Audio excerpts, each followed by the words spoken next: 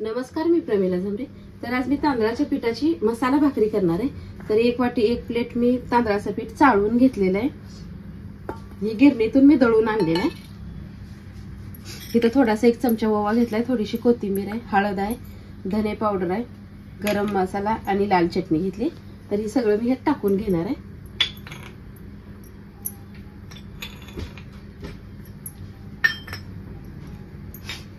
ओवा पण नीट करून घेतलेला आहे चांगला। थोडीशी हळद पण टाकणार आहे।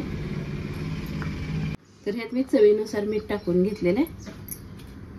आता ह्यात पाणी ओतून आपल्याला तिंबून घ्यायचं आहे। तर मी पाणी थोडंसं गरम करून घेतलेलं आहे।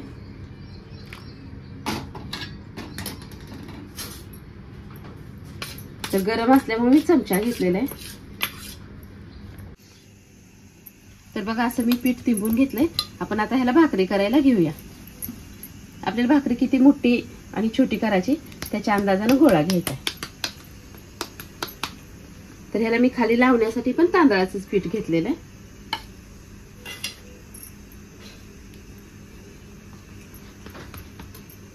तर अशीच हळूहळू आपल्याला भाकरी थापटून घ्यायची। तर बघा, तांदळाची भाकरी पण कुठे सुद्धा चिरली जाईना, छान अशी व्हायला लागली। तर मी अशी हळूहळू थापटून घेतले।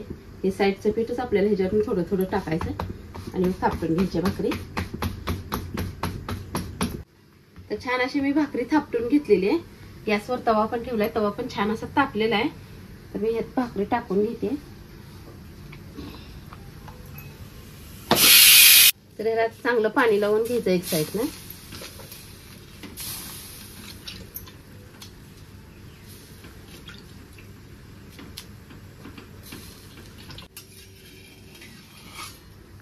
पाणी लावल्यानंतर 1 मिनिटभर थांबले मी। आता पलटी केली भाकरी, म्हणजे छान अशी पचली जाते। तर एक साईडने छान अशी भाकरी भाजलेली आहे। आपण आता ह्याला पलटी करूया। पलटी करून पण छान अशी आपल्याला भाकरी भाजून घ्यायची। तर छान अशी मी भाकरी भाजून घेतलेली आहे। तर ह्याच्यात काढून घेतले आणि एक भाकर पण थोडंसं पीठ राहिलेलं, एक छोटी पण भाकरी माझी तयार झालेली आहे, ती पण भाजून ह्याच्यासारखीच घेतली।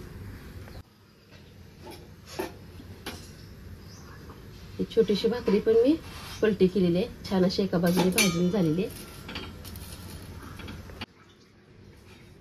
तर बघा, 1 प्लेटभर पिठामध्ये एक छोटी आणि एक मोठी अशा 2 भाकरी माझ्या झालेल्या आहेत त्या। तर अशा प्रकारे तुम्ही ही करून बघा। माझा व्हिडिओ आवडला तर नक्कीच लाईक करा, सबस्क्राईब करा। फेसबुकवर बघत असाल तर फॉलो करा।